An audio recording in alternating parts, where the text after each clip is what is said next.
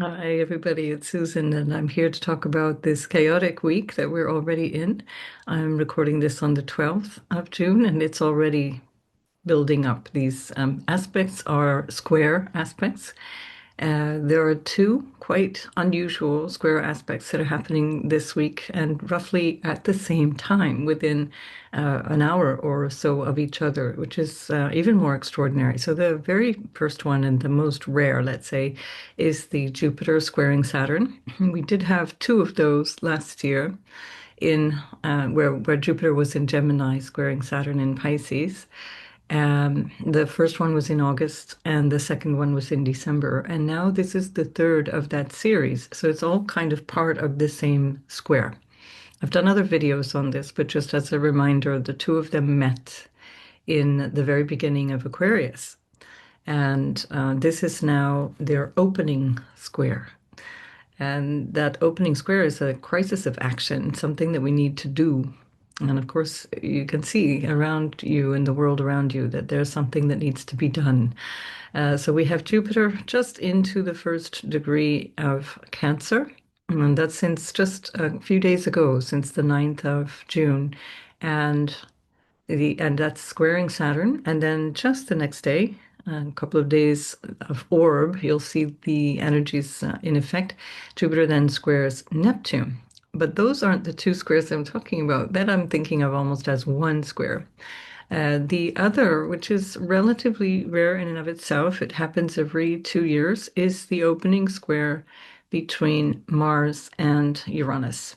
So Mars and Uranus in square is often quite tense in terms of more aggressive, more violent energy, where the square from Jupiter to Saturn is much more about things coming as an obstacle to what you want to achieve. It's like curbing expansion or hindering growth, for example, where Mars in a square to Uranus can be conflict. It can be things that are challenging. Squares are challenges. There's no two ways about that. Life is sometimes difficult. And this is happening in a space of, like I said, very, very brief space of time within a couple of hours of each other, these two squares. And so we can expect something quite surprising or difficult to be building up to this weekend coming. So its effect is on Sunday, what's called the perfection. On Sunday, if we talk about the Mars squaring Uranus, which is the first one to happen, that's at 10:38 Universal Time. And that is, well, I give Universal Time because you're watching from all over the place. So you can subtract 5 hours, I think it is, no, don't let me do the maths. This is not the week for me to do the maths. You can subtract if you live in North and South America, and you can add to that if you live in Europe and Asia or Australasia. So this is a time where we can see the peak of that energy, but you're already in it. If you're listening to this before the 15th of June, it's building. And when an aspect is applying, it's the one that is in application that is the strongest. Once the aspect has perfected and then is tapering off, or what is called separating, then it's done its work, and the consequences of that are tapering off, or the consequences are what we need to be grappling with, what we need to understand. The way that I look at this is that Sunday, where we have the Mars square Uranus and Jupiter squaring Saturn, followed by the Monday, Tuesday, where Jupiter is squaring Neptune. It's almost like saying whatever was happening, whatever was occurring, Jupiter and Neptune is a way of trying to make peace with that or understand it better or grapple with what we thought we knew, what we responded to or reacted to, that we now are realizing something different is coming through. And that can be for the better or it can be regret. So, what I would say in these days around this time, building up as well as early next week, where it's tapering off, just really try to focus on the notion of my values. So we've got Venus in Taurus accompanying Uranus in Taurus, which is the main actor here in the being squared by Mars. And when Mars is in Leo, it's very much aware, self-aware, let's say, aware of what it wants and what it wants to be seen to be doing. And there can be a certain amount of pride. There can be a certain amount of bolshiness. I know best. It's my way or the highway kind of energy. And of course, we've been going through 7 years of this transformation of our values, with Uranus going through Taurus. But when Mars is squaring that, it's really important to recognize where you stand on your values, because events are going to be shaking us up collectively and individually in such a way that we need to stay grounded in our values, stay in this place of understanding what it is that we are here for as human beings, as individuals, and what it is that we want to accomplish. Violence is very rarely something that achieves much. It often creates more and more trouble. And that can be violence through speech, violence through actions, violence through inaction as well. This is an unusual week as well if we go back in time. So if we taper this back now to, I'll go day by day, roughly to where I am now. The sun is on the 13th, which is the Friday. Um, why not Friday the 13th? Let's add in a Friday the 13th to this week. It's quite symbolically beautiful. This square from the sun to the nodal axis happens once a year. It actually happens twice a year. This is the square separating from the north node and approaching the south node. Then there will be in 6 months' time a square separating from the south node and building to the north node. So you can calculate 6 months down the road, roughly when the sun is in late Sag. No, it would be in early Sag by that time, mid to early Sag, because the nodes move backwards. That's going to be another square, but the one that we have here is already something where we have to become aware of what it is that we stand for, what it is that we have faith in. This is the place where Jupiter has just left, so the sun is crossing those degrees that Jupiter moved through basically since March. So we've had this really rapid movement of Jupiter going through the last 10 degrees of Gemini, March, April, May.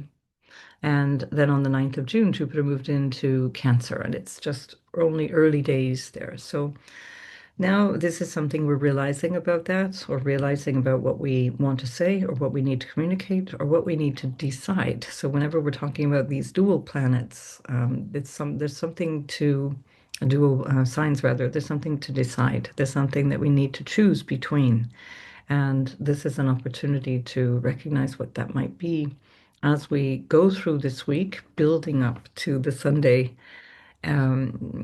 funnies. So it's something to reflect on already now. What is it that I need to understand about this moment in time for myself? Um, Helpful also not to get too far ahead of yourself. Don't get stressed about what is going on around us, because it's a time where we really need to stand our ground in terms of our own values and what we think we're here for. And that will help us decide as we go forward. So the idea of rushing into every crisis that we see appearing on the news is going to simply exhaust us. And Uranus represents that nervous exhaustion. And that's important to understand too, because Mars squaring Uranus can be simply overreacting, reacting in an emotionally explosive way, as well as a literal or physical explosive way. So be careful where you feel like you want to maybe participate in something that you might find emotionally triggering. Mercury and Jupiter are both in Cancer, so there can be a lot of emotionality around the way that we think about things, well, around the way that we're relating to things. And at the time of all of these important squares and the tensions that squares bring, we also have Mercury in a what's called an inconjunct to the moon. And that's uncomfortable. It's where things need huge adjustment, or need an adjustment that's moving us out of a feeling of discomfort. Squares alone require adjustment. They require action to be taken. If you think of a square as you coming along, say a footpath, and somebody else is coming along on a perpendicular path, if you don't make an adjustment, you're just going to bang into each other. So you want to, one or the other of you has to give way. And this is the energy of squares. It's not a smooth going. It's not something that we can deal with by ignoring it, because then something will happen to us. We will end up being the one adjusted. Um, so it's a good place to be in to recognize, where do I need to step up? Where do I need to shut up? Where do I need to step back? All of those are going to be appropriate responses depending on where you are in your life, what your purpose in life is, or what you feel your role in life is. And to recognize that there are times when not getting involved is actually the best solution. There's just huge emotionality, but also patriotism. Cancer represents patriotism. It's the home, but also the homeland. And the notion that Jupiter is in exaltation there means that that's uppermost on people's minds. And so there's issues around home, homeland, and where I've come from. My safety and security is part of that equation, because the Mars in a square to Uranus feels very insecure. So this is the feeling that's very, very strong this week. And then, of course, the square from Jupiter to Saturn feels like there's some restriction. I want to go in this direction. I want to go in this new way, but there's something restricting me. So it will blow over on an individual level. This will matter to you if this is affecting personal placements in your chart, and especially by conjunction or square. So these more challenging aspects don't usually bring up the difficulties. Let's say if there's a trinal aspect or a semi-sextile or a sextile aspect, it's going to have to be something that requires you to be part of the configuration of challenge, again, by a conjunction or square or an opposition, potentially. So that means that if you have planets, or especially points like the ascendant or the midheaven, let's say with the last 4 degrees of the fixed signs, meaning Taurus and Leo and Scorpio and Sagittarius, and Aquarius, where we have Pluto as well. You are in a situation where there's going to be um, something that might affect you that requires your adjustment. So even if you don't have something at those latter degrees of those fixed signs, the fact that you will be energetically, if you have placements in fixed signs, that you'll be energetically included because of the co-presence of your placements in those signs, then this is something that you can expect requires you to step up or step into a new role. The other energy that's very strong is the first, let's say, 3, 4 degrees of the cardinal signs, and that's Aries and Cancer and Libra and Capricorn. And so those placements as well will be very, very strong. And if we go out of sign, because you can still have out of sign conjunctions, then it would be the very last, let's say, 2 or 3 degrees of the mutable signs, which is Cancer and, pardon me, not Cancer, Pisces, Gemini, sorry, start with Gemini, Virgo, Sagittarius, and Pisces. So all of these placements are taking us in new directions, especially if you have planets there in those particular degrees. But we're all going to be feeling this because of the impact socially of what's going on. So I will take you sign by sign through all of this. I keep forgetting to introduce myself. I did say I'm Susan, and I do readings for people. That's my happy place is when I'm working with people one-on-one. I'm also teaching, and I will have a new course for beginners coming out in a couple of weeks, starting from the 25th, 26th of June. You will have that available on my website. And at the end of July, we will also be starting an intermediate course for people to advance their chart reading skills. So that way you can develop your understanding of astrology and read your own chart or those of other people. So, yeah, what to say here? I just wanted to also mention my gratitude for those of you who reach out to me regularly, for those of you who contribute to me regularly in your ways, sometimes really generous. I'm almost embarrassed at some of the generosity I've received from many of you. I do appreciate it. And for those of you who are new here, it's because I don't monetize this channel. And I don't monetize this channel because I work from a place of values. So this is that Mars in Leo, in the tension of the Uranus in Aries, in Venus ruled Taurus, all about values. The tension around the values in my case is that I don't want to earn money from corporations that are violent, that promote violence, that actually bring the technology available to create whether it be the surveillance or the literal murder that we see every day on our screens. So I don't want to monetize because Google itself is a company. All of the alphabet companies are involved in warfare, and I would rather earn my money directly from you as a client or again from your generous donation. So I really am grateful for that. And if you would like to support me, otherwise, please do give this video a like and just mention something in the comments because it really does help me to be found. Because I'm not monetized, I'm kind of cornered a little bit in the back, not as strongly promoted as the money-making channels, because of course that is less money for Google. So it helps me a lot if you just acknowledge the videos and just put a little thumbs up, and that's really very, very helpful. So if we come back to right now, I just want to also mention that this is a time where we want to recognize where our maybe our beliefs or our stubbornness around what we believe can actually be the thing that causes our undoing. We'll see this for sure amongst our leaders, particularly those of the US and Israel and some European countries. We're going to see a lot of stubbornness because the ego, the human ego as it works, is more susceptible to wanting to defend itself than to even stop harm. And this is the crazy thing about being a human being. And this is particularly strong when Mars is in Leo. The notion of ego, the notion of self and one's self-image and the pride that comes with that is extremely powerful.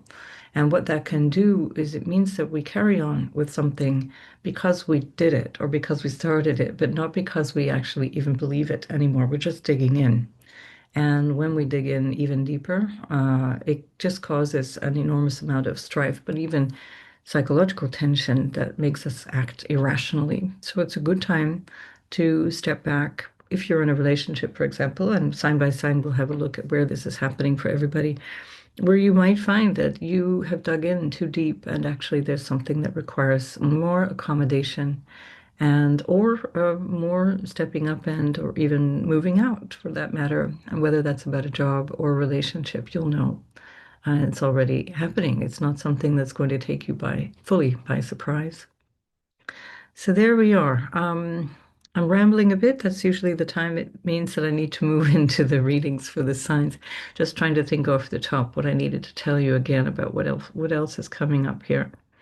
Um, I think we'll leave it for now. I'm going to tell you later on in another video a little bit more about Mars moving into Virgo because that will be a bit of a relief because of the pressure that we've had with Mars in Leo for so long. It was November, December when Mars first moved into Leo, then retrograded back into Cancer from January through the 17th of April. Then from the 18th of April, Mars has been back in Leo. So these past 2 months has been very bulshy energy. Now, it's not to say if you have that natally, that that's not necessarily a good quality. Again, it's how people manage that quality. But collectively, it's quite difficult because there's this kind of feeling of just being really stuck in. We've seen that playing out with certain power figures in the last 10 days or 2 weeks. And it's almost comically embarrassing how the ego can undo itself. But here we are. So if you are in that situation where you feel like, okay, this has gone on too far, too long, this is an opportunity to really step back and say, what do I value above all? What are my fundamental values? And am I acting from that place or am I defending something that is actually not real fundamentally? It's not really who I am. So here we are. Let's have a look then sign by sign. So we can go with Aries on the ascendant and see what's happening for Aries, Sun, Moon, and ascendant. So when I say these placements, you want to think about the Sun as yourself. It's your consciousness. It's the awareness that we're alive, and it also comes together with what we like to do, what we feel our purpose is. And the sun can also represent important male figures in life, potentially the father, for example, or other important males in life. And it certainly is our individual sense of why we're here, what gets us out of bed in the morning. And then the ascendant itself is the sense of self as you move through life. As you move through life, it's also how people see you. So they identify you as this rising sign because that's how you present physically. That's how you show up literally in life, coming through the image of the ascendant. And then that also shows you all the different areas of life, the different sort of flavors of the areas of life where activities are happening through the different houses that are following from your ascendant. And then the moon itself is the more female aspects of life that can be with reference to our self-nurturance or our emotional nature, our psychological nature, our mothers, represented by the moon. And it's also our memory and our mind. So the moon is the reflected light of consciousness, which is the sun. And so it represents the mind, which is happening in the space of consciousness. It's not a separate aspect. So this is the way you can look at that. The moon can also represent home, by the way, what makes you feel comfortable and safe. And so it can also quite literally be, where do I live as well? So for some of you, that might be part of this story. We're not looking so much at the moon at this time in terms of the transits, but you can always think about your own moon if you have that in any of the signs that I'm mentioning. So let's start with Aries. And Aries, of course, this is really important to you because Saturn and Neptune are in your first house and being squared by that Jupiter in your fourth house. So for you, home really does seem to matter, and it can be your inner sense of home, what makes you feel secure.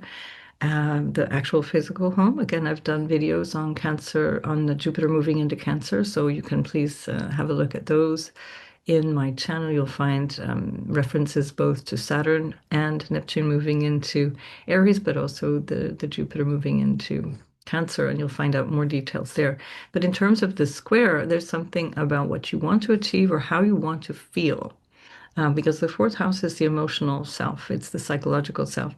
And so, how you want to feel might be affected by what you need to do or how you need to show up in the world. Saturn rules your 10th house of career and your social responsibility and your ambitions. And it also rules society, where you have the Pluto and the moon at this time. And that's something that might be affecting you. So you have to deal with something that is more of your public face, where the inner experience of life wants something very different. So this is temporary. It's a glitch at this moment, but it's definitely going to be setting up a context that we have to grapple with for quite some time to come. So it is the last square also between your fourth and your first house in terms of the exact square between Jupiter and Saturn. So that will be something that you'll learn from, and then you can manage as Jupiter and Saturn hold a square by sign, but not by degree. So they will keep coming in and out of square from the movements of Saturn coming back into Aries after its retrograde, finally in Pisces, which will come a couple of months from now, from the end of August, beginning of September. So these are times where you can really experience what it is that you feel you need to be secure, what makes you happy, how you connect to your family, how you take responsibility for all of those things. And this can be a time where you are recognizing what's really important to you and how you need to take responsibility for that. Neptune is with Saturn, so that makes it feel a little bit less harsh.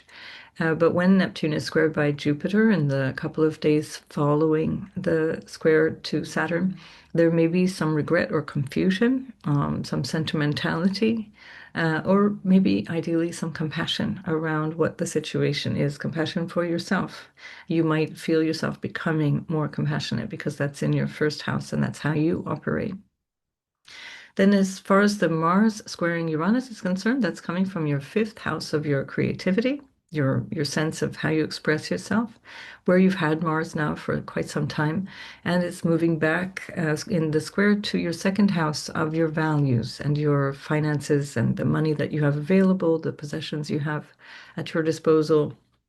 Can connect you also to your family again. So the fourth house is your family of origin and the family that you establish, and the second house is how your family supports you. So you might be finding that there's something that is requiring adjustment around your family support. It will have been disrupted, or there's been some kind of shakeup in your family for sure over the last 7 years while Uranus has gone through there, and certainly a shakeup around money as well. With Mars in the fifth house, this can also be with reference to children. Maybe there's something going on with the children in your life. If you have children, Mars is your ruler, so this is even more important. And it can be, if you don't have children, or even if you do, but they're not an issue right now, it can be about how you show up and how you want to express yourself and what action you're taking based on that. Because when Mars, your ruler, is in the fifth house, there's something of you that is coming through there that needs to be shown to the world, that needs to stand up. So you, Aries, have this symbolism particularly strongly at the moment. And this is an opportunity for you to really put some more effort into that fifth house sense of self, which is also, by the way, about finding that happiness of being yourself. Happiness, happy to be just who I am. And that is also supported by the Jupiter in your fourth house, where you get this lovely feeling of, okay, I can come closer to who I am, doing the things that I want and expressing myself in the way that I want, perhaps with the feeling of I need to shake up my values, I need to shake up my relationship with my family or my relationship to money, perhaps as well, or my earnings and the things that I have available to me so that I can get to this place of feeling happy. The fourth house is happy. What it is that makes you feel happy, the way that you feel comfortable or not, and what you need to feel that. And the fifth house is your expression of that. So as you express what makes you feel happy, then you're taking action on this because your ruler Mars is there. So it can be quite enlightening at this time to go really deep inside and see what of the extraneous stuff we can get rid of, especially as Saturn is in your first house, getting rid of the heaviness of things or the burden of the appearance of things and not worrying so much about those things. So you can let go of those things so that you can bring you into this better feeling place. Um, your ruler will move into your sixth house, and I'll talk about that in another video. But it's definitely the end of a long journey of having your ruler go through your fifth house since last November. So it's quite a big deal. And we'll be talking more about that Mars story next week if you want to tune in again for Mars in Virgo. All right, Aries, make the most of this. I think it looks pretty good for Aries. The challenges are in the right place in the sense of it's in your control. It's in the way that you can control yourself and how you want to go forward in life. So it's looking quite positive, actually. Take good care. Bye. So for Taurus, Sun, Moon, and Ascendant sign, you've got this square from Jupiter back to Saturn happening from your third house into your 12th house, and the Mars is squaring Uranus, which is in your first house, from the fourth house. So the fourth house is the house of what makes you feel secure and settled, and having Mars in your fourth house is anything but feeling secure and settled. And it doesn't help that Mars is ruling the 12th house where you have Saturn and Neptune. So there may have been a long period of time, especially since last November, where you've been feeling quite unsettled, whether that be about home. It could be something as banal as, renovations going on since that period of time last November, December, where renovations started and it feels like you can't just kind of sit down and rest. I remember when I was having our house renovated, I was pregnant with my second child. And every time I just think, oh, just have a little nap. And then there'd be this voice going, muddle. Ah, God, so you'd have to get up and get the builders to to figure out what the builders wanted. So maybe that's you. Maybe you're having renovations done, or maybe there's something about home that's problematic and that you need to resolve. This can be about buying property as well. There might be something around that that's having you reflect on how to deal with things that need to come forth and things that need resolving. Could be something specific to reconstruction of the house or repair.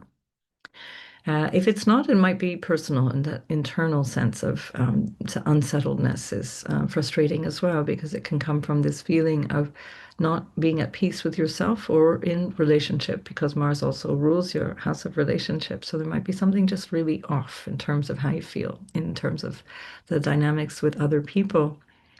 And then in terms of the Uranus, the Mars squaring Uranus in the first house, there's something about you that has changed. And this is an impact which suggests that there's a last moment of feeling like now or never. I have to do this thing to get this result. And that might be a good thing because often with Taurus and all of the fixed signs, there can be a stubbornness around change. And so this Mars squaring Uranus can really force you to resolve something that you know needs to change. So it could be you personally or the way that you reach out into your life that needs to change. And now this gives you a little boost of courage. So also not a bad thing. And then Jupiter from the third house of siblings and your neighbors and the people that you spend time with, your coffee pals and your golf buddies and whatever else, the cousins, extended family as well, and how you communicate, how you connect with people. That Jupiter is making you feel more social, more reaching out into things. But Saturn is being squared by this Jupiter in the 12th house. So there's something that's limiting you. And that might be something that is unconscious, or it may be something that's coming from um, the call is coming from inside the house because Mars is ruling that Saturn in the 12th house from the fourth house, and both of those are psychological houses. So there may be a heaviness that you're feeling where you want to go out or you want to reach out, but there's this feeling of I'm not sure why or who would I want to reach out to.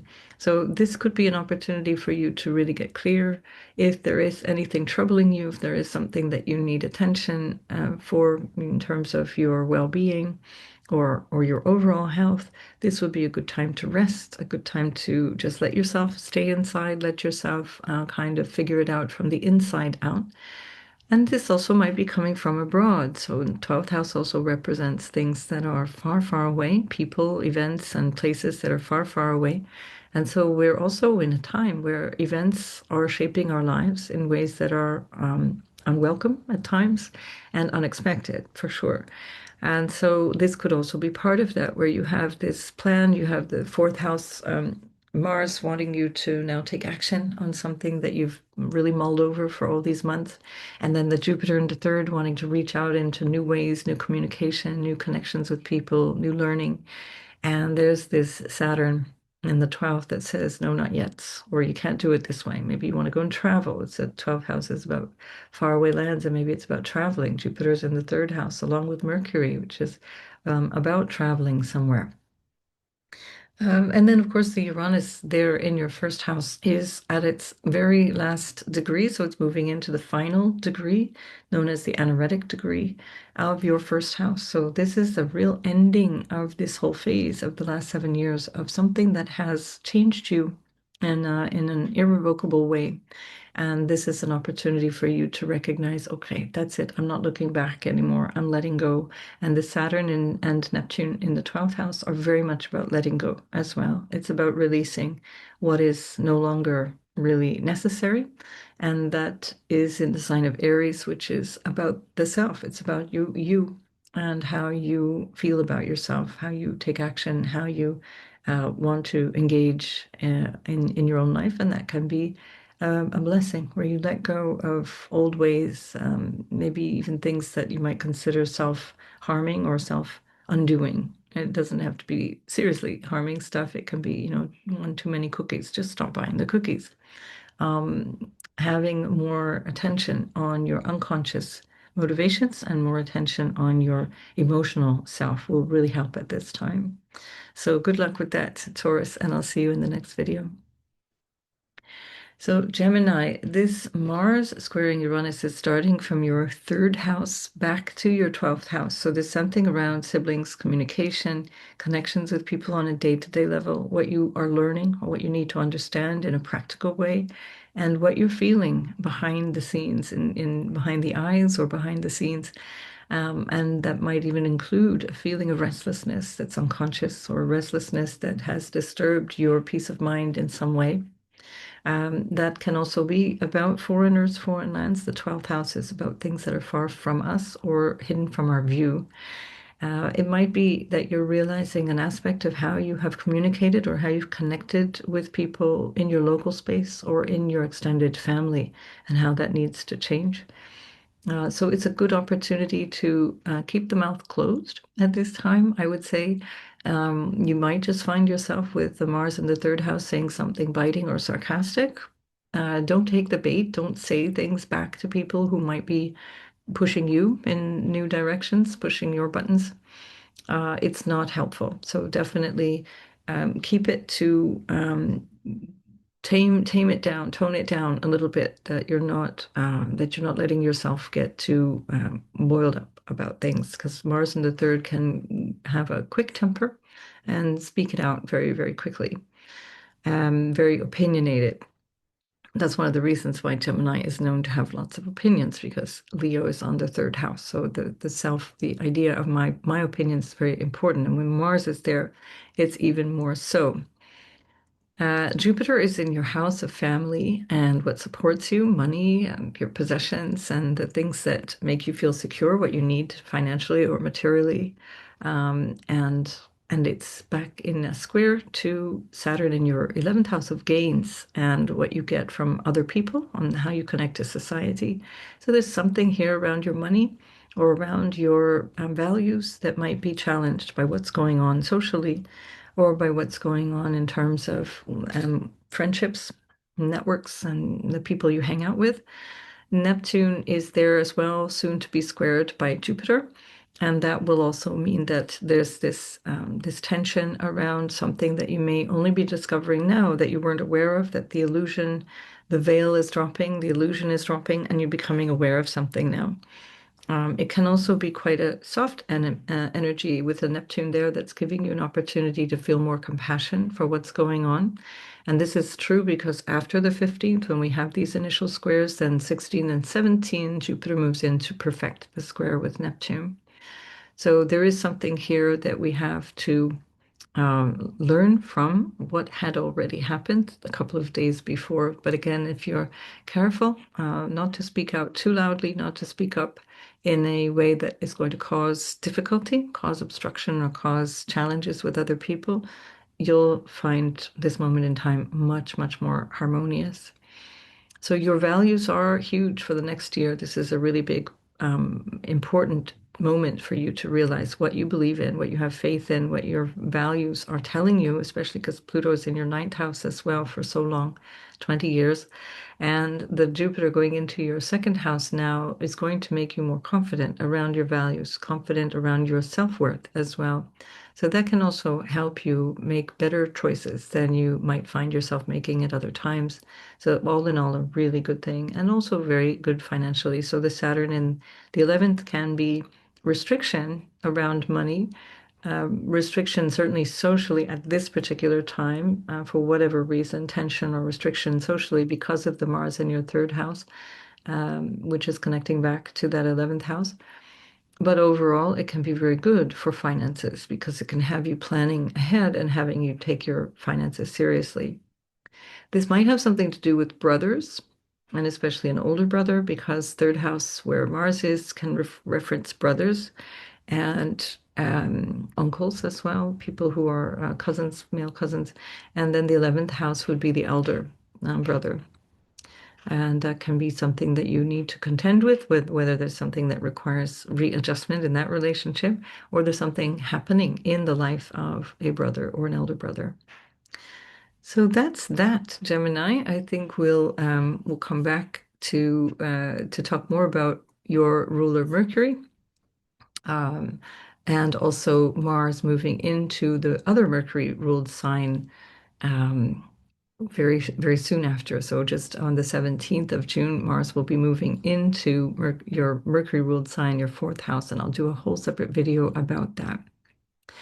All right, Gemini, so see you in the next video. Actually, I'm going to go back a day because we're starting to lose our, there we go. That's it. We're starting to lose our squares. So Cancer, Sun, Moon, and Ascendant sign. These squares are affecting you very personally because they're affecting the angles of your chart, which is significant. And the angles are the first, fourth, seventh, and 10th. And you have Jupiter in the first house squaring Saturn in the 10th, and then soon to be squaring Neptune along with Saturn. So that's quite a personal story. There's something about you or how you want to grow and the way that you want to expand into your life or into this vision that you have for yourself. And then along comes Saturn and says, are you sure that's possible? Is that going to work out? Is that really the thing that you want to do? Or maybe you just recognize that's going to be so much work because Saturn is all about putting down the hard work and getting the results the hard way through the time. Saturn represents time. So taking the time, doing the thing that requires you to be patient and take some time. Then Jupiter will be squaring Neptune in a couple of days following the Sunday big day of squares. And that will also be an opportunity to recognize where you may be seeing things in an overly optimistic way, or you may have to contend with things in a more imaginative way. You're not seeing things the way that they are. You're seeing maybe too pessimistically, for example. Jupiter squaring Saturn may have you feeling like this won't be possible. And then later you realize, yes, it is. I'm just not thinking the right way with the Jupiter square to Neptune. This is especially true about issues that have to do with your career or your ambitions, life ambitions, your social status. And it might even have something to do with your relationships, important relationships, because Saturn rules your seventh and eighth houses. So a very key time for you to be reflecting on where you block yourself because you're not thinking big enough. Mars is in the second house of money, so certainly money is uppermost on your agenda. I am personally in the middle of doing my bookkeeping, not the most fun thing, and I have Cancer Moon and Rising. So Mars in the second house has been having me focus on taking care of my finances and dealing with that because that's really the last thing I want to do most days, most years. And Mars is squaring back to Uranus in the 11th house, which is a house of gains as well. Now it's with Venus, which is ruling the 11th house. Venus in Taurus is her happy place. She's at home there.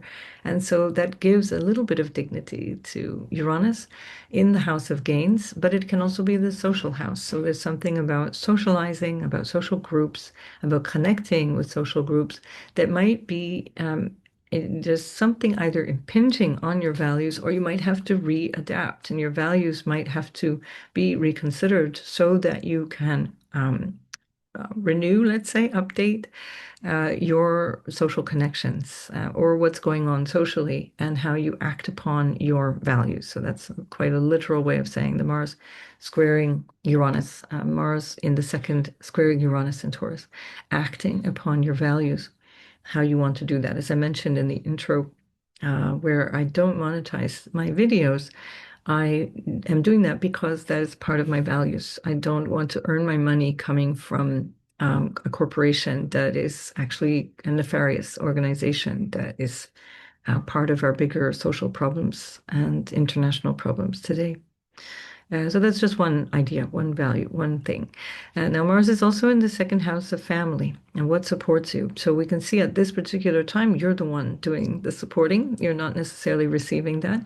But this can also have a consequence in terms of what might be going on with the family, or there may be some separation or some kind of issue around the family jewels, as it were, things going on in the family that requires more attention. That's not going to be true for everyone, but because Pluto is also in the eighth house, there may be something that comes up through shared resources of some kind, money, inheritance, insurance, or something like that. And then Mars will move into your third house. And I'll do a whole separate video on that where the Mars in the third can have you really working hard. I'm counting on that so that I can get my courses up and running and that I can finish my accounts as well, which is a great thing to do when Mars goes into Virgo in the third house. So the other aspect of the whole dynamic of these squares is that you personally are being offered an opportunity to change. There's a bigger spiritual vision because when Uranus finally completes this journey through the 11th house, it goes into your 12th house, and it will be a big, big change behind the veil, as it were, behind the eyes in this relationship to your unconscious that Pluto has already started. And while you're doing that, Neptune and Saturn at the top of the chart are changing how people see you, how you're stepping out into the world. And it's almost like saying Cancer energy, if not Cancer individuals, is required in this time. I feel that. I'm not saying that just because I have that placement, but it feels like the world needs this nurturing. It needs this attention to coherence and something that binds us, something that reminds us that we all are tied together. The North Node in Pisces at the same time is also telling us this, and this is a message that is for all of us, but most especially for Cancer, Sun, Moon, or Rising sign. So we're here to relay something that other people need to hear or to offer something that other people need to receive. So you can reflect on that. So Saturn might be saying at this time, not sure how you're going to do that. You're not equipped, or you haven't got the skills, or you haven't got the setup. And then when Jupiter squares Neptune, you start to realize, yeah, I can think bigger. I can reach out into my imagination and find the solution. Both can be true at the same time. Right. So Cancer, your time is now. It feels very strongly. This week is going to be tense, certainly globally. It might be just a minor blip for some of you because you may not have any of these placements that actually cause these feelings of frustration to emerge. But nonetheless, stay calm and stay with your inner experience of self. This is anyway the energy of the Gemini sun. The Gemini season is a season often where Cancer wants to focus more inward, or at least the inner experience of life becomes important until the sun goes into your first house, and then you feel like, "Oh, now I'm really happy to go out and share a bit of myself with the world." All right, Cancer. See you in the next video. And Leo, you're very personally concerned with what's going on here, especially since the 18th of April when Mars came back into your first house of self. And now Mars is squaring Uranus in your 10th house. And this is your career. This is how you show up in the world. So there's something dynamic, and it's something in the way that people see how you reach out into the world. The sun, which is your ruler, is in your 11th house. So social issues are you're highly attuned to what's going on socially at this time. And it's maybe something that you're focusing on in terms of where you want to put your energy. Be careful if you do participate in social things, if you do reach out into social gatherings, because with this kind of energy, you can actually feel more aggressive, assertive than usual, and it will be coming from your emotions because the Mars in your first house rules your fourth house of your emotional nature, your unconscious or your psychological nature, and also the ninth house of what you believe in, which is where we find Saturn and Neptune. So you can be a little bit dogmatic. There can be a degree of that at this time or reacting from that place. So it's a good time to reflect on what are my true values? What do I stand for? How do I act from integrity and not from emotionality? So the emotional reactivity is part of the problem of this moment because we live in a world that is increasingly violent, and you want to stay around to experience the upcoming chapters of this ongoing story. Now, if this is happening in terms of relationship, this could be something to do with your parents, for example, Mars in the first house and in the square to Uranus in the 10th, which is about authority figures that can include your parents or can be bosses, for example, or people in government, the government. So again, there's a dynamic here that requires some kind of change on your part. And it would be a good idea to reflect deeply on what you value over time in the long run. What's the most important thing that you value at this time? That will help you guide your action because Mars is all about taking action.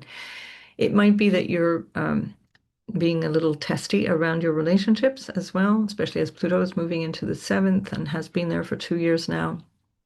And your relationships are being changed. There's a big dynamic of change. So this could be something around marriage that is showing up as well, where you just realize, yeah, we can't make this work anymore, or it can't work the way it is. So something needs to change. Um, so Saturn, which is ruling your house of the other, house of the partner, is in the ninth house of your sense of your higher vision for life and your purpose or your religious faith or your spiritual faith. It's what you feel is important overall in terms of your life purpose. Why am I here? Why would anybody be alive in this moment? And it's coming back to a square with Jupiter in the 12th. So this can be a very spiritual moment for you. Jupiter in the 12th house and very strong dignity is an incredibly spiritual placement. And it can have you really starting to mull over what is truly important for you. Jupiter also happens to rule your house of intimacy and marriage and other people's money, what you share with other people, as well as your fifth house of how you express yourself. So, again, if there's a dynamic here around relationships or around how you're connecting with your partner, whether it be a business partner or a life partner, this is a time where you can be a little philosophical. That would be the best way through this. So take the big view of things, the long-term big vision, and know that whatever is holding you back, the ninth house, for example, can represent teachers or some kind of counseling authority type figure, lawyers, for example, or a sense of not being clear around what you really have faith in. Just give it some time because this is a test of faith. This is almost quite literally in your chart being described as a test of faith and something that you can recognize later on as a kind of a crisis moment that brought you to a place of deeper faith. Sometimes people refer to the dark night of the soul. I don't want to get dramatic, but this could be for some of you where you are, where there's just this feeling of, I don't get it, and I'm not sure how I fit into any of this. Especially as the sun will be going into the 12th house, you'll start to also feel much more of your awareness in tune with yourself. And that can also be where you start to recognize that there's certain patterns of engagement that have cost you. They've been your self-undoing, for example. That's another way of describing the 12th house. Things that you've been doing that haven't really served you, and now you want to do it differently.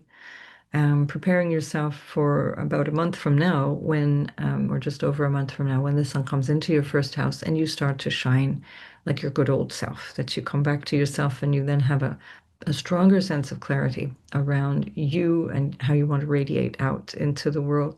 So don't feel shy about stepping back if you feel like things are getting too heavy, too difficult. Take the high road and take the bird's eye view of things. So especially with the 12th house and ninth house being affected very, very strongly, and the 11th house of your future, where your ruler, the sun, is at the moment, think long term, think big, and you'll find the solutions that way. All right, so Leo, make the best of this, and I'll see you in the next video. And Virgo, this is an interesting dynamic for you because Mars has been in your 12th house for a very, very long time. It's been in the last 2 months, but it was also there in November, December of last year. And that can be super agitating. It can have you feeling irritable, or it can have you feeling like you're ready to do something, but you can't yet do it. You don't know what to do, how to do it. And that dynamic of Mars for you rules your third house of communication, exchanges of all kinds, your siblings, your connection with the neighbors and people around you. And it also rules your eighth house of intimacy and what you bring to the table, what you share with others.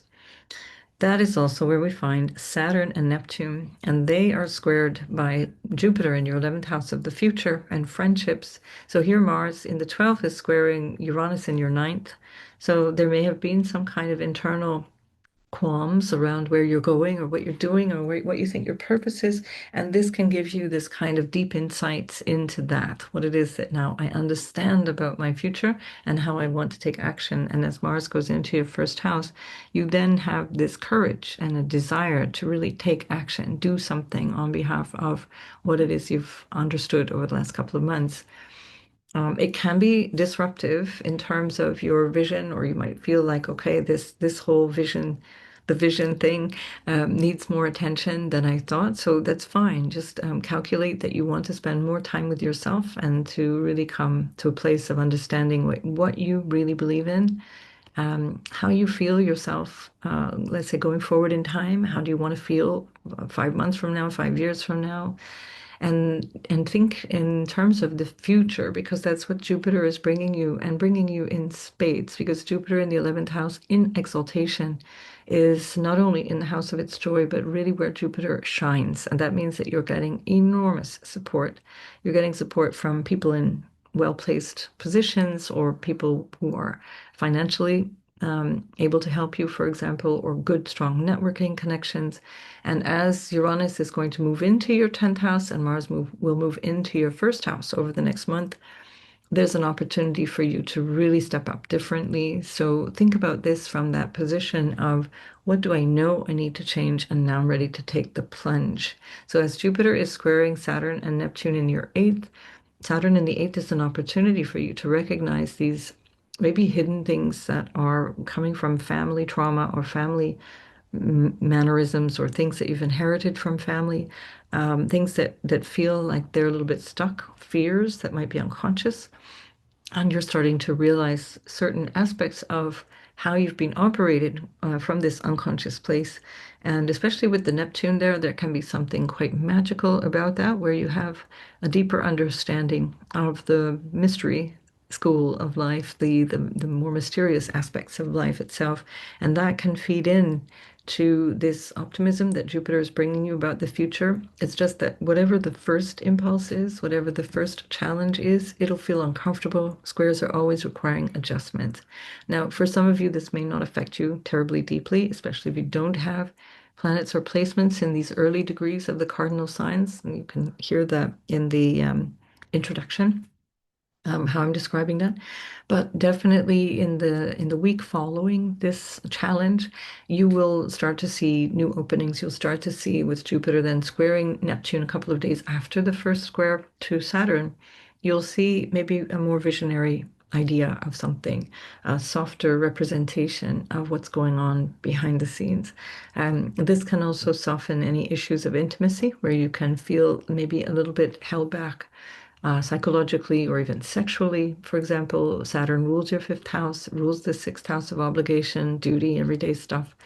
It can be also connecting you to other people's finances. So with Saturn going through the eighth, you might feel like you're not receiving, you're not getting what it is that you might have otherwise gotten in the past. Maybe that's perfectly logical and it's not any longer necessary and you have to go it alone. So you become more serious about these things. That is about the way that you are operating a little bit in relationship, behind the scenes, what is coming to you from relationship. So be careful that if there is something coming from a love relationship, for example, the fifth house is love, but could also be from children, that you're recognizing where you might actually be overgiving, or not seeing very clearly, and that you want to recognize more clearly what your role is there and what is the role of the other, and how that's going to affect you in terms of your love, how you want to feel, self-expressed as well, how you want to reach out into all of that.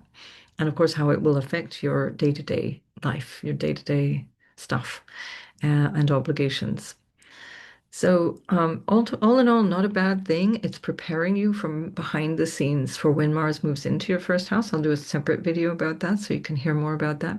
But it's an opportunity for you to really understand yourself and the role that you're going to be playing as you step up even more into life, as you've been preparing so much from basically last November, in terms of how you relate to life from the inside out. And this is an opportunity to now put that in action, especially once Uranus goes into the 10th. And we'll be hearing more about that also next week in a video from me. So make the most of this, Virgo, and I will see you in the next video. And Libra, you're another one that's quite strongly affected by all of this transformation, because Jupiter is in your 10th house, an angular sign to you, so squaring you, and Saturn is in your 7th house, being squared by that Jupiter, but opposing you. So there's something really strongly impacting Libra at this time, and it looks like it's about relationships and around career. around something in terms of your social status, something, the way that you reach out into the world. So even if it's not about your profession or your career, it's about how people see you when you open up the front door and you move out into the world. It's about your ambitions as well. Your ruler Venus is in the eighth house, so that's also connecting you to what you share with other people, as well as your psychological nature, your psychological relationship to yourself or to what is kind of hidden from view, what is maybe secretive. And Uranus has been there for 7 years, is now about to move out, and at this point is being squared by Mars in your 11th house of the future. So you've probably been spending a lot of the last couple of months, and certainly November, December too, really focused on the future, really focused on social things, the impact of society on your life, the impact of the way that others shape your life. And certainly that Uranus coming through the eighth house will have also transformed issues around intimacy and how you bond with other people, how you overcome fear, how you overcome difficulties in dynamics around relationships, whether they be business partners or the things that you share. And of course, that's a occult placement as well. The eighth house is where we find the mystery school stuff and the astrology, like what we're doing here, or tarot, or even meditation, and how you try to understand yourself through all of those things. So this is a great opportunity for Libras to really reestablish terrain, reestablish boundaries, especially with with Saturn going into the seventh, as Mars is going to go into the 12th. And Mars in the 12th is where you start to stir up some unconscious patterns of self-sabotage. And so you might realize where you give too much, where you overgive, where you're not showing up enough in your own life. And the Saturn, in that sense, can really, really support you. So with Jupiter, you might have this bigger sense of yourself participating out in the world, or what you want to achieve. And then Saturn, in context of relationship, or what you might need to change around relationships, is saying not yet. It's not necessarily a no, it's a not yet. All right. And then Jupiter will square Neptune a couple of days after it squares Saturn. And once it does that, you might have some realizations around what you might regret, or what you might need to repair, or what you might need to do differently, with an awareness that comes from a more compassionate vision. There's a softening that can happen. The Jupiter Neptune can also be overly optimistic, but I suspect that even if you are overly optimistic, that the other aspects, the Jupiter square Saturn and then the Mars squaring Uranus, will not allow you to get away with things being too far out, because you're going to be somehow prevented from doing the thing that you thought you were going to do. There's going to be some surprising new developments. So think in terms also of the approach of Uranus to your ninth house, where you're going to be changing your connection to what you believe in, what you have faith in. This Mars journey through the 11th and now squaring Uranus in the 8th might be preparation for you to become disillusioned or disabused of illusions that you may have held around life in general, around what you had faith in, what you believed in, and to change all of that, to wake up in a way that allows you to operate from a place of more clarity. So your ruler is very, very strong at the moment. She's very happy in the eighth house. And you might also be finding that you have new ways of connecting to a loved one, to your beloved, to whoever you receive from, you're going to receive more. And that's a very nice thing with Venus going through there. Of course, that depends on your natal chart. If you have a chart that says that that's not true for you, it'll slightly mollify those conditions, but it won't necessarily give you what you are not somehow destined to get. So I'll leave it at that for Libra, and I will come back and we'll talk more about the Mars coming into your 12th house, which is going to be very impactful. And in another video, the Uranus going into the ninth, which will be trying to you and bring you a lot more change and insight compared to these last few months. All right. Take good care of yourself, Libra. See you soon. Scorpio, your ruler, Mars, is a star of the show at the moment because it's in your 10th house at the top of your chart. Very, very strong because it's angular to you, so a very strong placement. And in the square to Uranus, which is in your 7th house of relationship. And that Uranus at the end of the seventh house is changing a lot about how you relate. And it might be something about a business partnership, or it might be something about how your loved one, your important other, is affecting your career goals or your social status and the things that you are ambitious around, what you want to achieve. So there's definitely some reflection on marriage or what you receive from others, because the sun, which rules your 10th house, is in the eighth house of intimacy and marriage and the what you receive from other people at the same time. So it's all looking relatively okay in the sense that Venus is adding to an appeasement, let's say, of sorts. Venus going through the seventh is always very conducive to connecting with people that are important with you in your life. And Saturn and Neptune are being squared by Jupiter in your ninth house. Jupiter is very strong in the ninth house. It's very happy to be in Cancer. And so you have an exalted Jupiter squaring Saturn and Neptune in the sixth house. So you might have now some realizations of a vision that you have for your work, for your purpose, for the thing that you want to do, or even how what you believe and what you have faith in, what you want to achieve with this lifetime is being affected by or will affect your health and your everyday life. So this is a point that can be really quite helpful. With this Saturn Neptune, your everyday life is changing for sure over the long term. And with the Jupiter squaring that, you might start to realize, okay, if I want to have this vision, or I want to have this kind of a life, or I want to have this thing coming from my connection to God or my connection to spirit, the ninth house is also known as the road to God, then I need to do something different in my everyday life. And that's the Saturn. So I need to shape up, I need to show up, I need to be more present, or I need to change the way I do any of that. And Neptune is then going to be squared by Jupiter. And so there can be a realization around things that you may not have been very clear on, that you might realize even more powerfully that what you believe and what you think, how you feel, how you think, actually does directly impact your health. This can be a really solid realization, because when Neptune is in the sixth, there can be issues around and that's going to be for quite some time. There can be issues around psychosomatic illness. That doesn't mean that the symptoms aren't real. It means that the illness is not caused by something outside of you. It's caused by a hormonal change that's coming through your emotional and psychological experience of life. So, and that can come through childhood. It doesn't have to be what's going on directly now, for example. So this can also be a realization around how you can expand your vision, expand your belief system, expand how you relate to life in general. And Jupiter also is the ruler of your second house of money and resources and family. So again, there's a real optimism here and a real sense of expansion. There might be a desire for travel as well. Jupiter is in the ninth house is about pilgrimages, learning through travel, learning through higher vision, higher teaching, higher learning. Jupiter rules your fifth house of children and love and self, creativity and so on. So again, a really strong dynamic in terms of how you want to shape up every day. So the changing every day will bring you the results that you want through that Jupiter in the ninth house. Right. So I think that's it for Scorpio, but it's a big moment. It's a big moment. And then Mars goes into your 11th, and I'll do a video about that. Uranus will move into your 8th. I'll do a separate video about that, because these are also very big changes for you. Takes a bit of the pressure off, as Uranus will no longer be opposing you, whether it be your sun, moon, or ascendant Scorpio. All right. See you in the next video.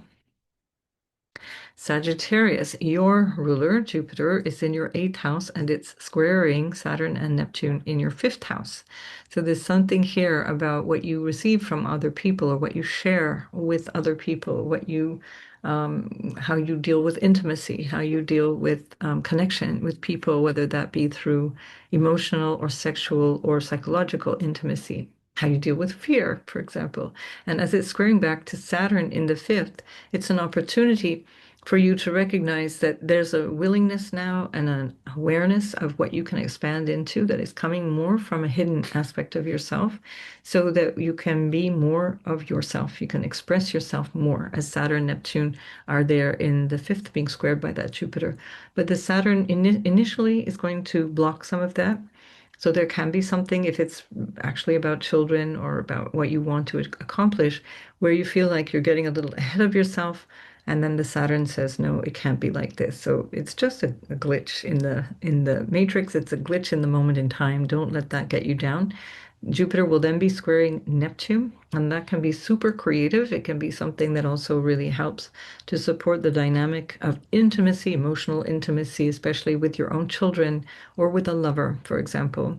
And that connection, that bonding, is something that has been lacking for you for quite some time, Sagittarius, Sun, Moon, Rising.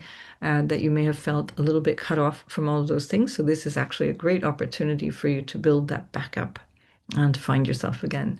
Saturn rules your second house of family as well as your third house of extended family, like siblings and cousins and things like that. Second house in terms of what supports you, including also what you bring to the table, what you have at your disposal financially, the material stuff. And so with Saturn going through the fifth, it's coming, it's more personal to you, and you have this opportunity to really recognize that you can build on something. When Saturn goes into the fifth house, it's a great chance to make something lasting out of something that you love, something that you have a passion for. And then Mars in the ninth house, squaring Uranus in the sixth house, it seems like you're ready to make a huge change in terms of your work. Mars has been challenging you in terms of what you envisage for your life, what you want for your life. Certainly, the last couple of months, or November, December, will have had you thinking a lot about what the hell am I here for? What do I want to do with my life? And now, when it's ready to move into the 10th, it's very, very strong to build yourself out into the world, build yourself in terms of your ambitions and your career, your social status, and how you want to reach out into the world. And the fact that it's in a square to Uranus in your sixth house might mean that what is going on day to day, whether that be your job or in your health or some aspect of your what's going on in your daily life or your routines, it's going to change. Something will change, and that will instigate this new thing that ends up happening in terms of how you reach out into the world. What that looks like would depend on you, your chart, and so on.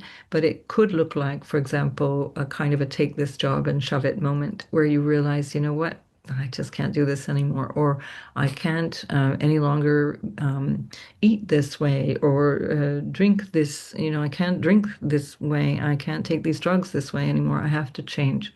Mars rules your 12th house of self-undoing, the unconscious, and the places of things that are done behind the scenes.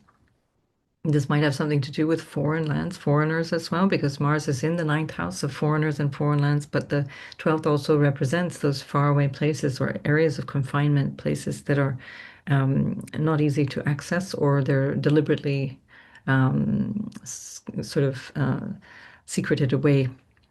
So there might be something you're realizing, especially with Jupiter going through the eighth, that you are now ready to deal with. You're ready to grapple with, and this can be this moment of realization. It's like I'm so done with this, and with Jupiter in such strong dignity, being your ruler, you are definitely ready to grapple with whatever this is. So have that courage to step forward and make the change that you want to make. All right, Sag, I'll see you in the next video. Capricorn, your ruler, Saturn, is being squared by Jupiter in your seventh house, and these are angular houses. So that's quite significant. There's something really important going on here that you need to pay attention to. It's a brief moment in time, but will be significant because this is kind of an end of an era kind of feeling. Beginning of a new era, we could say end of something, beginning of something immediately afterwards. As Jupiter is squaring from your house of relationship back to your fourth house, there's something about your partner or your way of connecting with a partner, or your the way you reach into partnership with people, that what they want to change, for example, what they're ready to do differently. And with the Saturn in the fourth, you might instantly feel like, oh, I'm not so sure this is a good thing, or I feel somehow like I've been abandoned, or I'm not really finding my place, or I feel a little bit left behind. That might be the case, but over time, you'll feel that it actually makes more sense. It's actually a good thing. Jupiter going through your seventh will bring you relationship adjustments that bring you benefit, and especially as Jupiter's in Cancer. So even if that means that the relationship itself is going to disappear, which is not what I'm saying, but it may in some cases be that the relationship has reached its logical conclusion, you're moving on, then that's a good thing because Jupiter brings you what is best for you, not necessarily what your ego wants, but what is best for you. It also brings you wisdom. And so Jupiter in your seventh can also help you handle relationships with a little more wisdom, a little more awareness than you might have normally given them. Um, so Venus is in strong dignity in your fifth house of relationship. And I suspect, especially as she's also ruling the 10th, that it's not such bad news after all. It's an adjustment. It's not necessarily a bad thing. That Venus in the fifth can bring you really positive energy in terms of love and connecting through what it is that you love to do. Now we've got Uranus being squared by Mars from the eighth house of other people's money, negotiating things behind the scenes or how you need to deal with all those things, back to your fifth house of your children, your self-expression, the things that you love, your business projects, for example, business entrepreneurship, for example. So you may have had a bit of strife around that for the last couple of months, and also in November, December.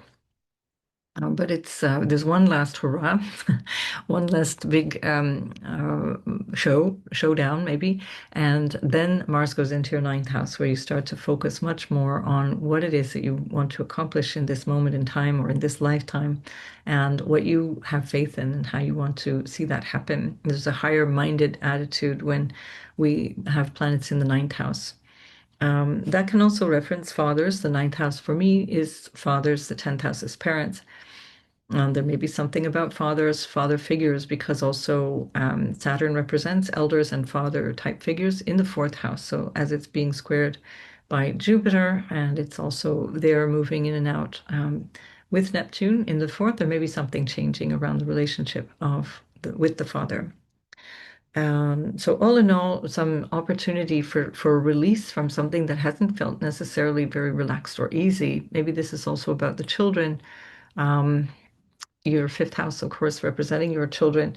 And so you might have a change of home, the empty nest where Saturn moves into your fourth house, and a new dynamic in terms of how you relate overall to your children. And certainly also because the the Saturn Neptune alone going into the fourth house can represent this kind of empty nest quality. Um, right, I think that's it, Capricorn. I think I've said what I want to say. There's so many more things going on at the moment, but we got to keep it focused. You'll appreciate that.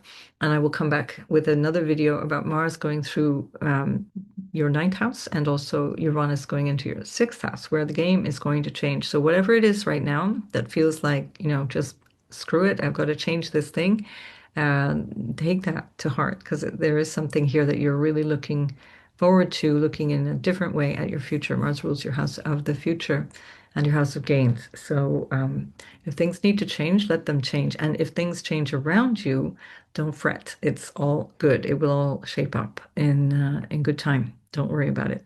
All right, Capricorn, see you in the next video. Aquarius, this is an interesting dynamic because it's also happening in angular houses for you, where Mars in your seventh house of relationships is squaring Uranus in your fourth house of your home and your family of origin, your lineage, what makes you feel secure. Certainly, these last few years have not been very easy to feel kind of settled and secure. It goes against your energy to have Uranus in the fourth house. I know that in modern astrology, Uranus is given to Aquarius. I see Saturn as the ruler of Aquarius, and I find it actually works more on an individual level.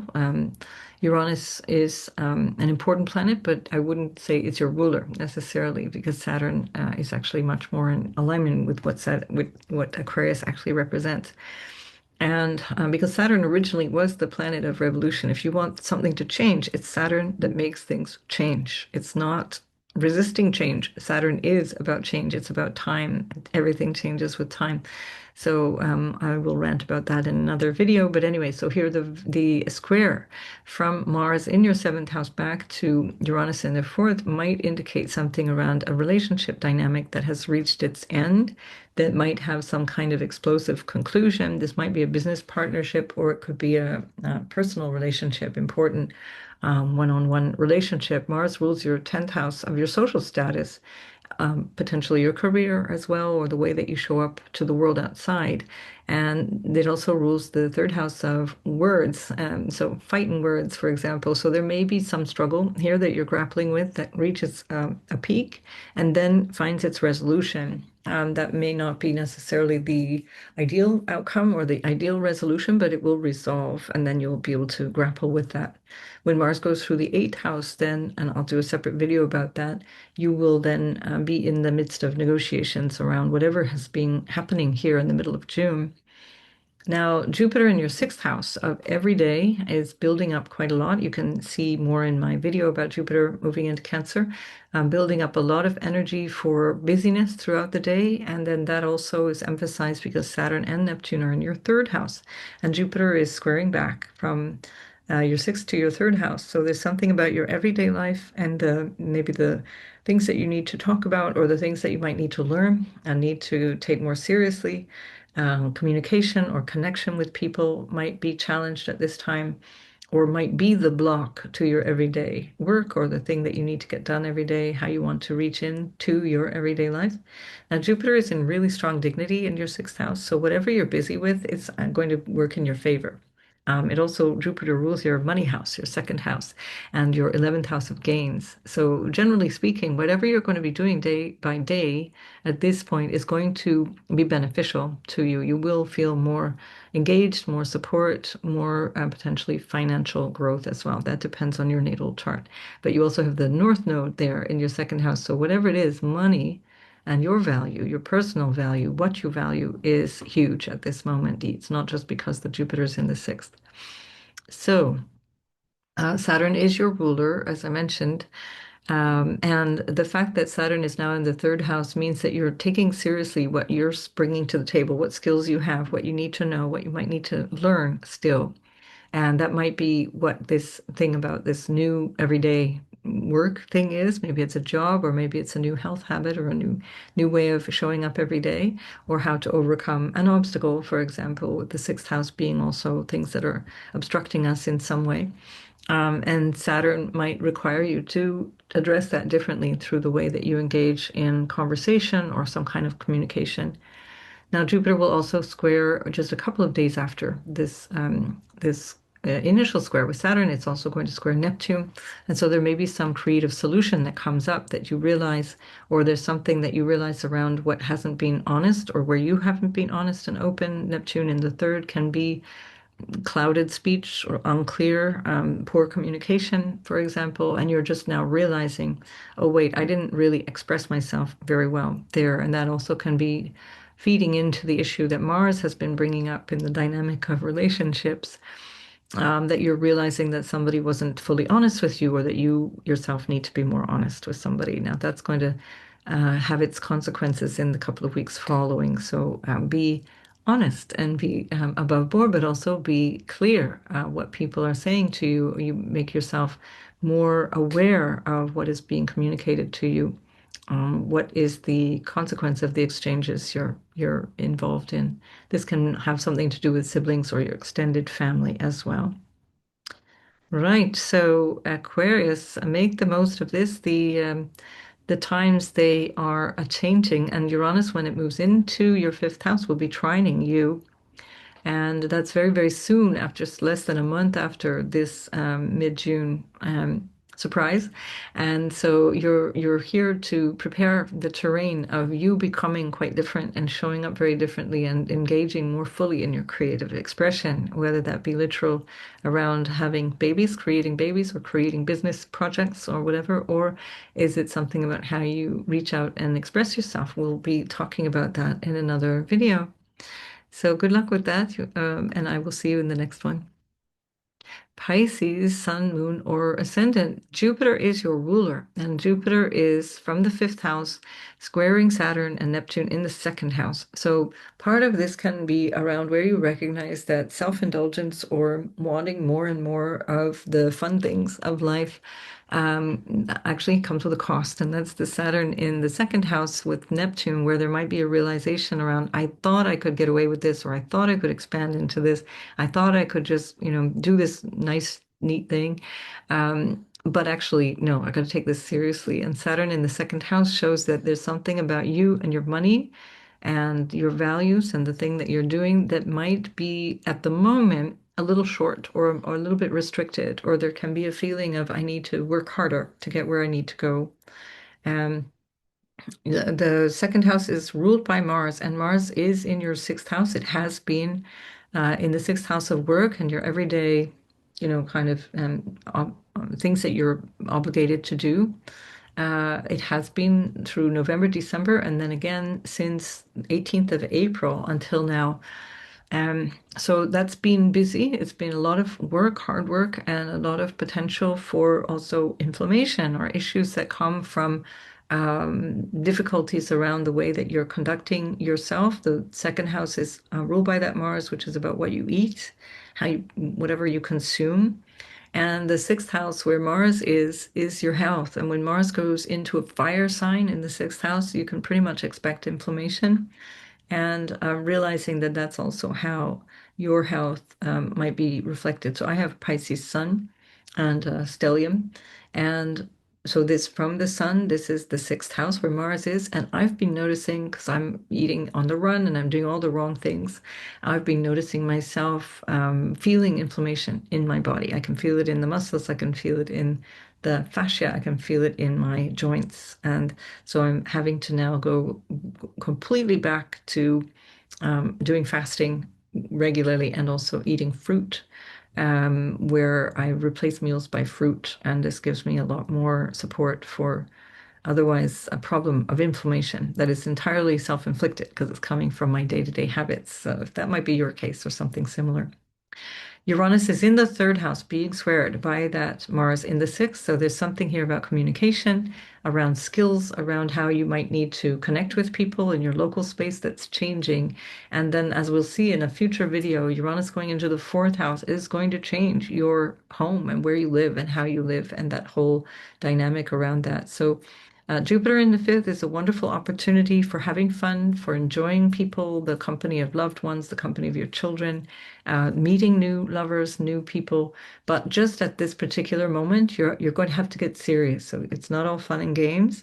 And also because Jupiter is your ruler in the fifth house, in its exaltation position, you will want to pay attention to not overdoing it anyway, because that can be a tendency to just do too much or expect too much fun and not take things seriously. And then later you realize that you might have missed an opportunity to really build something up or really do something in a way that brings you lasting benefit.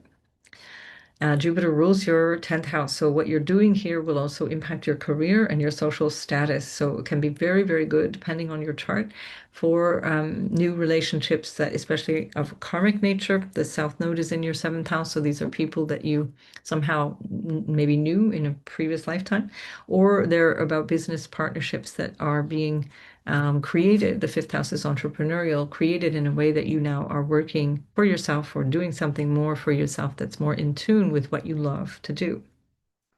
All right, Pisces. So I think this is all in all a really dynamic time. Now, Mars is going to be going into your seventh house of relationship very soon. I'll do a video about that as well. So there may be some tensions around relationship or some dynamism that is maybe quite welcome. But be careful that when Mars goes into Virgo, that you can be a bit fussy, or that the person sitting across the table from you can be a bit fussy. So this is something to notice, because with Saturn going into your second house, there may be some self-doubt. There may be some doubt around your worthiness. And if you feel that the person across from you is being very judgmental, change tables. Find a better person across the table from you. All right, so good luck with all of that, and I will see you in the next video. Thanks for listening.